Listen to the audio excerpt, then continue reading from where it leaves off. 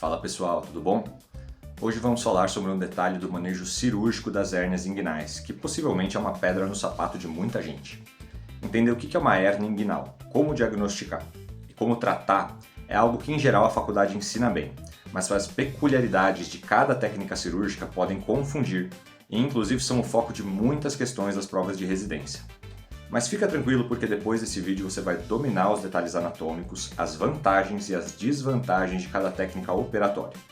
Aqui é o Henrique Suriano, médico pela Santa Casa de São Paulo. Sabemos que nem toda hérnia inguinal precisa ser operada. Existem, por exemplo, os casos de watchful waiting, ou espera vigilante, no qual preferimos apenas manter um monitoramento próximo em pacientes que não se beneficiariam tanto da cirurgia ou que apresentam um risco operatório muito alto.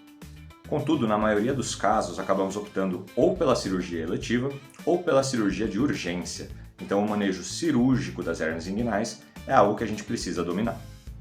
Existe um denominador comum à maioria das técnicas operatórias para as hérnias inguinais, e depois dele, cada técnica possui algum diferencial próprio. Vamos começar por esse denominador comum.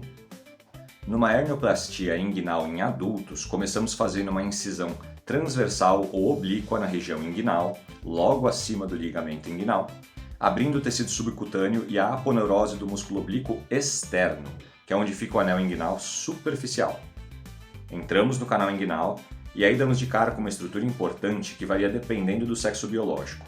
No homem, vemos o funículo espermático ou cordão espermático, que é um feixe envolvido por fáscia e músculo cremastérico e que carrega o duto deferente e os vasos e nervos testiculares. Já na mulher, vemos o ligamento redondo do útero, recoberto pela sua fáscia. Por fim, atrás dessa estrutura, vemos parte do músculo oblíquo interno, que compõe o teto do canal inguinal, juntamente com o músculo transverso do abdômen, e a fáscia transversal, que compõe a chamada parede posterior do canal inguinal e hospeda o anel inguinal profundo. É muita coisa, né? Vamos revisar os limites do canal inguinal para ajudar a fixar. A parede anterior é formada pelo músculo oblíquo externo e algumas fibras do oblíquo interno. A base é formada pelo ligamento inguinal, o teto é formado por fibras do oblíquo interno e do transverso do abdômen, e a parede posterior é formada pela fáscia transversal. Para ajudar, vale lembrar que a parede posterior do canal inguinal, formada apenas pela fáscia transversal e, portanto, carente de suporte muscular, corresponde à parte do assoalho de um reparo anatômico que estudamos na faculdade precisamente por ser um ponto de fragilidade da parede abdominal e que, portanto, predispõe às hérnias inguinais. E eu estou falando do triângulo de Hasselbalch, ou triângulo inguinal, delimitado inferiormente pelo ligamento inguinal, lateralmente pelos vasos epigástricos inferiores e medialmente pela borda lateral do músculo reto abdominal. Veja como tudo se conecta. Agora vamos voltar ao raciocínio. Qualquer que seja a hernioplastia escolhida, seguiremos esse passo a passo que eu descrevi até agora, isolaremos o funículo espermático nos homens ou o ligamento redondo do útero nas mulheres para evitar lesões acidentais, e isolaremos os nervos mais importantes dessa região, que são o ilho inguinal, o ilho hipogástrico e o gênito femoral, também para evitar lesões acidentais, e poderemos, finalmente, abordar o saco herniário. Antes da cirurgia, é difícil identificar se uma hérnia inguinal é direta ou indireta, apenas com o exame físico ou os exames de imagem, o que frequentemente nos faz entrar em campo sem saber exatamente onde está o problema. Só que na prática isso não é um obstáculo, porque o procedimento cirúrgico que vai resolver a hérnia invariavelmente investiga os dois tipos de hérnia e corrige tudo o que encontrar. Nesse momento do intraoperatório em que estamos, já dentro do canal inguinal e olhando para o funículo espermático ou para o ligamento redondo do útero, temos um reparo anatômico que pode nos ajudar a diferenciar o tipo de hérnia inguinal, que são os vasos epigástricos inferiores. Lembra deles? Eu citei agora há pouco quando eu falei do triângulo de Hasselbalch. Se o saco herniário for medial aos vasos epigástricos inferiores, estamos falando de uma hérnia direta, que não adentrou o canal inguinal pelo anel inguinal profundo, mas na verdade permanece dentro da cavidade abdominal e está se projetando diretamente pela parede posterior do canal inguinal, ou seja, pela fáscia transversal. Por outro lado, se o saco herniário for lateral aos vasos epigástricos inferiores, então a hérnia é indireta e adentrou o canal inguinal pelo anel inguinal profundo. Aqui cabe um detalhe importante. A hérnia indireta pode passar pelo anel inguinal profundo e seguir tanto paralelamente ao seu conteúdo como dentro dele. Por isso, nas hernioplasties em homens, é sempre fundamental abrir o funículo espermático com cuidado e checar se há alguma hérnia indireta ali para ser corrigida, enquanto que nas mulheres é essencial abrir a fáscia do ligamento redondo do útero pelo mesmo motivo. Se for uma hérnia direta, o tratamento consiste em fazer a sua redução, ou seja, empurrar o saco herniário para dentro da cavidade abdominal, o que não envolve qualquer tipo de ressecção ou secção da fáscia transversal, e reforçar a parede posterior.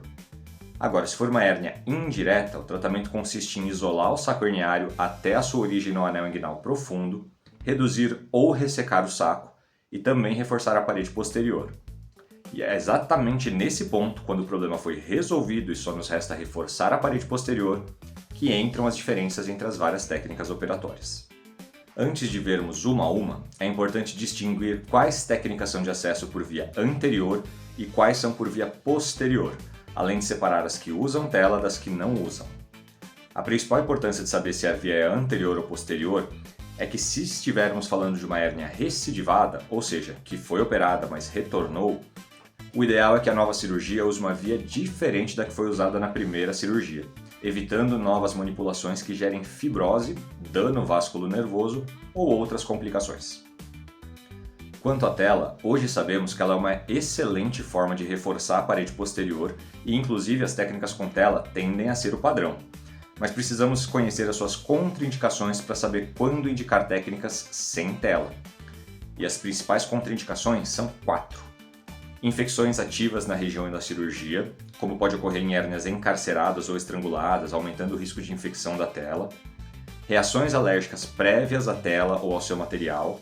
Quadros de imunossupressão pronunciada, como na infecção por HIV não controlada ou na quimioterapia vigente, que inibem o sistema imune e, portanto, aumentam o risco de infecção da tela.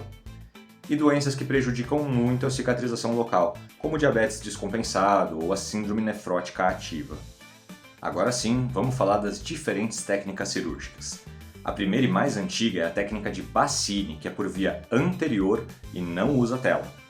Ela basicamente consiste em suturar o ligamento inguinal ao tendão conjunto, que é um ponto onde as aponeuroses dos músculos oblíquo interno e transverso do abdômen se encontram no tubérculo púbico, e apertar bem. As taxas de recidiva são altíssimas, e a rigor o valor dessa técnica está em ter sido a precursora de técnicas mais modernas. Não usamos muito hoje em dia. A próxima técnica é a Schuldice, que também é por via anterior e sem tela. Ela se baseia em suturar todos os planos músculo-aponeuróticos da região inguinal em um único grande imbricamento, reforçando a parede posterior do canal inguinal. A sua taxa de recidiva é baixíssima, mas não usamos tanto por ser muito complexa e causar muita dor no pós-operatório. A terceira técnica é a mais utilizada na modernidade, que é a de Lichtenstein, também por via anterior, mas agora pela primeira vez usando uma tela de polipropileno, razão pela qual essa técnica é carinhosamente apelidada de Lichtenstella.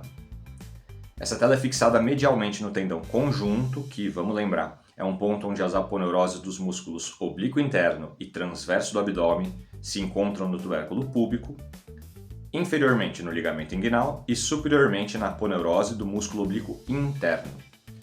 Para finalizar, a gente faz um buraco na tela para que o funículo espermático ou o ligamento redondo do útero possam passar. E aí, missão cumprida. A quarta técnica é a de estopar, agora por via posterior e ainda com tela. Ela consiste em uma incisão infraumbilical, ou seja, do umbigo ao osso púbico, alcançando o espaço pré-peritoneal que fica entre o peritônio e a parede abdominal, e colocando uma grande tela que cobre a região hipogástrica e ambas as regiões inguinais. Dá para notar que ela abrange uma área anatômica maior que as outras técnicas, e isso se relaciona com a sua principal indicação, que são as hérnias inguinais bilaterais ou recidivadas. A quinta técnica é a de McVeigh, e na verdade o seu uso nas hérnias inguinais é um pouco atípico. A rigor, ela é uma das mais usadas nas hérnias femorais, por via anterior e sem tela, e consiste em suturar o tendão conjunto ao ligamento de Cooper, ou ligamento pectíneo, que fica inferiormente ao canal femoral, que é o sítio das hérnias femorais. Contudo, existem adaptações que permitem o seu uso no contexto das hérnias inguinais, inclusive envolvendo o uso de telas, mas continua sendo alguma coisa atípica. Por fim, vamos finalizar com duas técnicas que são por via posterior e que usam tela, com a diferença de que estas são eminentemente feitas por via laparoscópica e não aberta. Elas são a TAP, ou transabdominal pré-peritoneal, e a TEP, ou totalmente extraperitoneal. E a diferença entre elas está nos seus nomes. A TAP secciona o peritônio para chegar no espaço pré-peritoneal, enquanto a TEP preserva ele. Ambas são menos invasivas que as técnicas abertas e permitem um retorno mais precoce às atividades habituais e com menos dor pós-operatória, mas consideramos que a sua efetividade é equivalente à das técnicas abertas. E como falamos antes, o seu grande valor está em servir de via alternativa na reoperação de hérnias recidivadas que foram originalmente operadas por via anterior. Aqui cabe um detalhamento interessante. Quando falamos em técnicas cirúrgicas por via posterior, dá a impressão de que acessaríamos a região inguinal pelo dorso do paciente, certo? Mas não é nada disso. Na verdade, o acesso costuma ser infraumbilical, mirando nas regiões inguinais, de tal forma que vemos a parede abdominal anterior por trás, mas ainda assim acessando-a pela face anterior do corpo do paciente, e não pelo dorso, como dá para ver nessa foto que vai aparecer aqui. Pronto! Com isso falamos das principais técnicas cirúrgicas para manejar as hérnias inguinais. Mas existe um detalhe que algumas provas de residência cobram e que nos ajuda a entender os quadros de dor pós-operatória dos pacientes. Eu estou falando de quais nervos são mais lesionados em cada via de acesso cirúrgico. Funciona assim: se a cirurgia for por via anterior, ou seja, se envolver as técnicas de Bassini, Schultz, Lichtenstein ou McVeigh, os principais nervos lesionados são o ilho inguinal, que inerva a virilha, região superomedial da coxa, pubis e a raiz do pênis, ou os lábios maiores da vagina, além de fazer a aferência do reflexo cremastérico, o nervo ilho-hipogástrico, que inerva o hipogastro e o pubis, e o ramo genital do nervo gênito-femoral, que inerva o escroto ou os lábios maiores da vagina, além de fazer a eferência do reflexo cremastérico. Agora, se a cirurgia for feita por via posterior, ou seja, se envolver as técnicas de Stoppa, TEP ou TAP, os principais nervos lesionados são o ramo femoral do gênito femoral, que inerva a região superior da coxa, mas abaixo do ligamento inguinal, fora da virilha, e o nervo cutâneo femoral lateral, que inerva a região lateral da coxa. Para ajudar a lembrar, basta perceber que nas cirurgias por via posterior, os nervos mais acometidos são os que têm a palavra femoral no nome. E para finalizar, vamos abordar um subgrupo das hérnias inguinais, que são as que acontecem em crianças. Esses casos em geral não cursam com defeitos na parede posterior, mas com a patência do conduto peritônio vaginal ou processo vaginal, que é uma projeção do peritônio que conecta a cavidade abdominal à bolsa escrotal, e que vai servir, entre outras coisas, para guiar a descida dos testículos até a bolsa escrotal. Esse canal costuma se fechar até o 9º mês de vida, só que antes disso acontecer, ou após, se ele não se obliterar corretamente, algum conteúdo da cavidade abdominal pode entrar por ele e ficar preso. Essa descrição parece familiar, não? Isso porque esse é praticamente o mesmo mecanismo por trás das hérnias inguinais indiretas.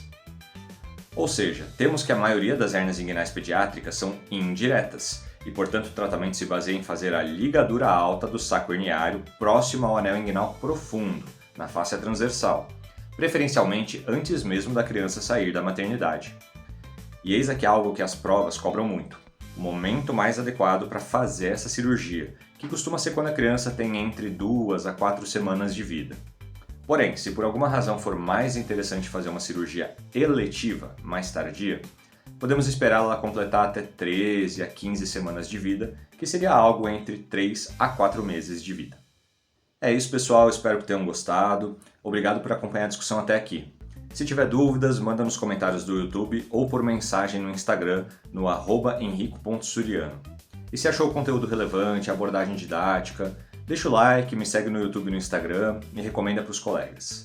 Seguimos estudando e aprendendo, então muito obrigado e até a próxima.